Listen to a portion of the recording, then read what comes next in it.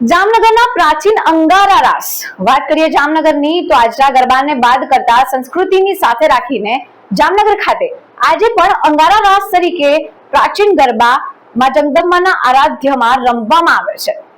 વાત કરીએ જામનગર શહેરની રણજીતનગર વિસ્તારમાં આવેલ શ્રી પટેલ ગરબી મંડળની, જ્યાં આજે પણ સંસ્કૃતિ અને આરાધના સાથે રાખી અંગારા રાસ રમાય છે।